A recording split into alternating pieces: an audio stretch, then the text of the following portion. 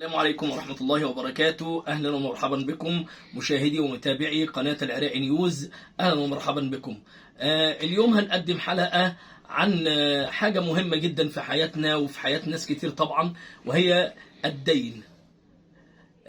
في الحقيقة النهاردة كانت خطبة الجمعة في المسجد كانت على الدين، وربنا سبحانه وتعالى ذكر في حق الدين دوت أطول آية في القرآن، الآية 286 في سورة البقرة، أو 282 في سورة البقرة.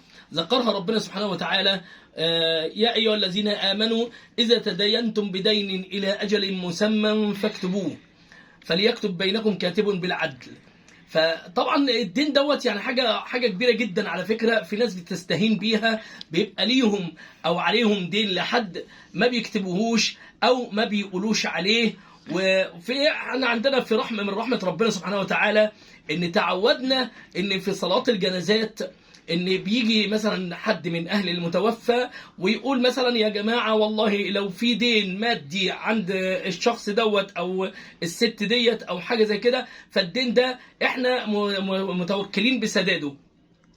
هذا شيء جميل جدا وبيسقط الدين عن الميت، ولكن في امور طبعا ما بتبقاش معروفه. الامور دي هي اهم امور في حياتنا دلوقتي. يعني دلوقتي لما بيجي كان عندنا طبعا هنا اتكلمنا قبل كده عن زين العابدين اللي هو نصب على ناس كتير هنا طبعا. ده راجل عليه ملايين لناس كتير طبعا، ناس معاها ورق وناس ما معاهاش ورق، وناس معاها وصلات وناس معاها فواتير والكلام ده كله.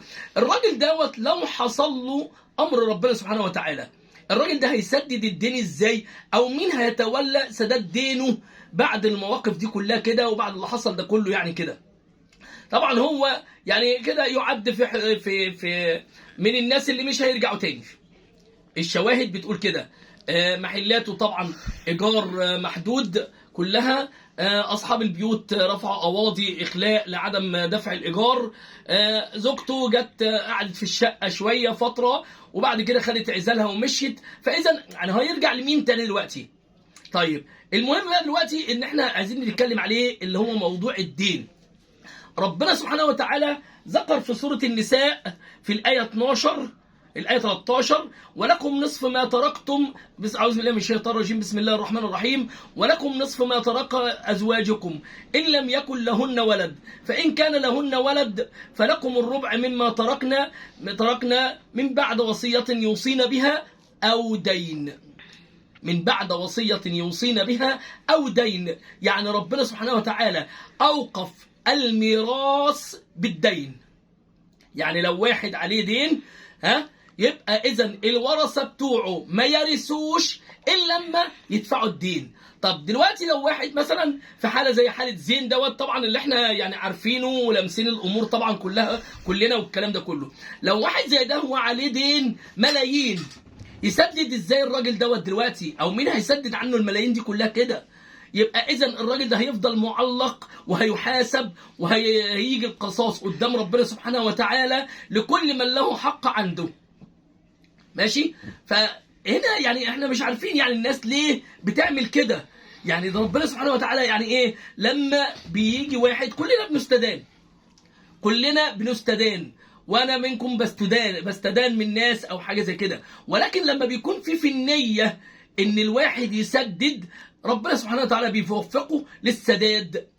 بس النية الصادقة، مش ان انا اخد فلوس من واحد وادوس عليها او اكلها بالباطل واقول انا كان في نيتي اسدد. لا، لازم تكون النية صادقة قدام ربنا سبحانه وتعالى حتى يوفقك للسداد ويعينك على السداد. طبعا احنا مش عايزين نطول عليكم، يعني اكتفي بهذا القدر من موضوع الدين دوت.